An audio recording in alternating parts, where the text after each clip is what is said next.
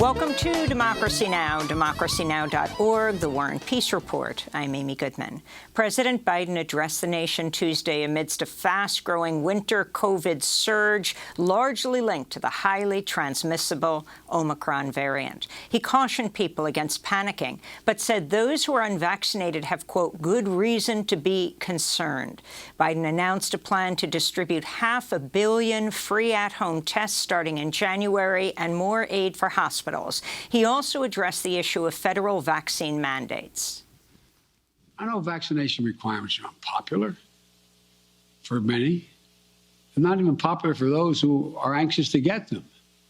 My administration has put them in place not to control your life, but to save your life and the lives of others. Where 400,000 Americans died from COVID this calendar year, and almost all were unvaccinated. Almost all were preventable. In Texas, an unvaccinated man in his 50s is believed to be the first recorded U.S. COVID death linked to the Omicron variant. It was his second COVID infection. Harris County urged residents to get vaccinated. California will require healthcare workers to get a booster shot. It's the second state to announce a health worker booster mandate after New Mexico. New York City is offering $100 to receive a booster shot at city-run vaccination sites before the new year in an effort to curb an explosion in infections. Meanwhile, Mayor-elect Eric Adams and other elected officials announced they're calling off an in-person inauguration gala due to the skyrocketing cases. In Philadelphia, the city's largest high school has switched to remote learning after 41 teachers called out of work Monday following the death last week of a 17-year-old student from COVID. California Congressmember Barbara Lee is the latest vaccinated and boosted lawmaker to test positive for COVID-19. She said she's experiencing cold-like symptoms and called on people to get their vaccine or booster. Minnesota Governor Tim Walz also announced he and his family tested positive for COVID-19. So did Maryland Governor Larry Hogan. The U.S. military has reportedly developed a vaccine that is highly effective against COVID, including all its variants. The vaccine, created over 2 years at the Walter Reed Army Institute of Research, is also said to be effective against other SARS-origin viruses. A public announcement with more information about the vaccine is expected in the coming weeks. In international news, Israel will offer a 4th dose of a COVID-19 vaccine to patients 60 or older, those with compromised immune systems, and to health workers. It's the first country to implement a 2nd booster dose. In France, the health minister said the country could start recording 100,000 new COVID cases per day, as Omicron is set to soon become the dominant coronavirus variant there. Oxfam America, a Moderna shareholder, has filed a complaint against the drug company with the Securities and Exchange Commission.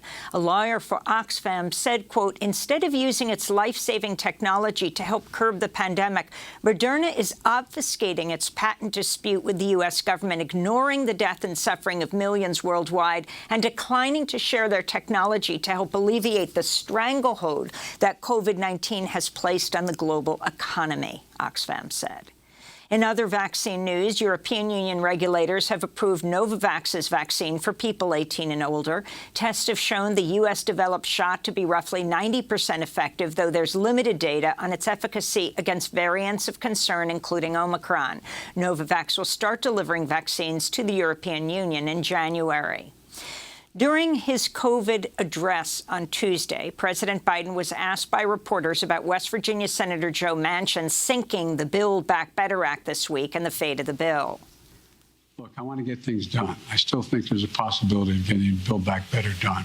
Did Senator Manchin break his commitment to you? Senator Manchin and I are going to get something done. Joe Manchin joined other Senate Democrats for a special virtual meeting Tuesday night about a possible path forward on the bill that he just tried to tank. Majority Leader Chuck Schumer said on the call the Senate would vote next month on a revised version of the package and a potential rules change to circumvent a Republican filibuster. Manchin has long opposed measures to combat the climate crisis due to his ties with the coal industry, in which he and his family are heavily invested, and his ties to fossil fuel lobby groups. In related news, the United Mine Workers of America International, the U.S.'s largest coal mining union, called on Manchin to support the roughly $2 trillion social and climate bill. In a major victory for labor rights, workers at Kellogg's cereal plants have ended their nearly 3-month strike after approving a new contract that provides across-the-board wage increases and enhanced benefits for all. One of the most contested issues had been a permanent two-tier system where workers hired after 2015 were paid less than longer-tenured workers. The new 5-year agreement with Kellogg's doesn't include the two-tier system, gives workers a clear path to full employment, and provides a significant increase in the pension multiplier. Some 1,400 Kellogg's workers in Michigan, Nebraska, Pennsylvania, and Tennessee had been on strike since October. The United Nations is reporting over 160 refugees drowned in 2 separate shipwrecks off Libya this past weekend. Some 1,500 refugees have drowned so far this year, according to the UN, as people take on the dangerous route across the Mediterranean Sea, seeking safety in Europe. The World Food Programme warns the dire humanitarian situation in Yemen is likely to worsen as the group has been forced to cut aid due to a lack of funds. The 8-year-long conflict between U.S.-backed Saudi-led forces and Houthi rebels has killed some 377,000 people, according to the UN, internally displaced another 4 million, and put 16 million Yemenis on a path to starvation. The Washington Post is reporting an Emirati agency had Pegasus spyware installed on Jamal Khashoggi's fiancee's cell phone months before he was killed at the Saudi consulate in Istanbul in 2018. Hanan al-Attar was detained at the Dubai airport in April 2018 and had her mobile phones and laptop confiscated. The Pegasus spyware, made by Israeli company NSO Group, has been used to target journalists, dissidents, and activists around the world.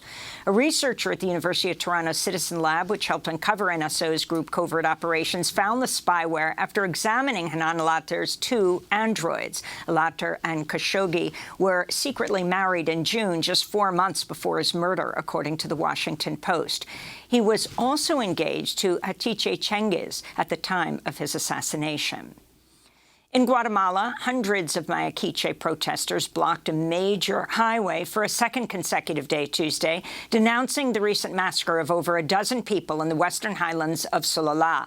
Protesters placed the caskets 11 of the 13 victims on the road to obstruct justice. Among those killed were 4 children, the youngest 5 years old. The weekend massacre over a land dispute was reportedly carried out by a group of armed men who ambushed the victims. Protesters have since been defying a state of siege enacted in the region by the Guatemalan government and are demanding a resolution to the land dispute. Back in the U.S., Republican Congressmember Scott Perry's refused a request to speak with the House committee investigating the Capitol insurrection. The committee could move to subpoena Perry. Investigators say he met with Trump ahead of the January 6th riot and pushed Justice Department officials to block the election results.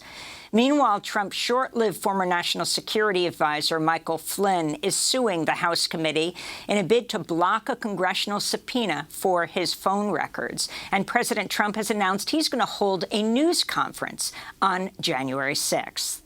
New York City Mayor-elect Eric Adams has come under fire after he lashed out at incoming city council members who sent him a letter this week asking him to reverse his support of solitary confinement in prisons. Last week, Adams said he would bring solitary punishment back to Rikers Island. The practice is widely considered to be torture, including by the United Nations. This is Eric Adams speaking Tuesday. I wore a bulletproof vest for 22 years and protected the people of this city. And when you do that, then you have the right to question me on safety and public safety matters. I think I know a little something about this. Mayor-elect Adams also accused the incoming city council members of being disruptive and said he would ignore them. A new report by the Brennan Center for Justice warns the, quote, tidal wave of restrictive voting legislation pushed by Republican states this year will continue in 2022 as voters prepare to cast ballots in crucial midterm elections. The group says 19 states passed 34 voter suppression laws over the past year, despite no evidence of widespread voter fraud. At least 13 bills have been pre-filed in state legislatures for the coming year. And a Colorado district attorney is asking court to reconsider the 110-year prison sentence of Rogel Aguilera Mederos, a 26-year-old truck driver from Cuba convicted in October of vehicular homicide and other charges related to a deadly crash in April 2019. Aguilera Mederos has said the brakes on his semi-trailer failed when driving downhill, leading to a multiple-vehicle pileup that killed 4 people. At his sentencing hearing last week, Aguilera Mederos pleaded with the judge to forgive him. I want to say sorry. Sorry for the loss.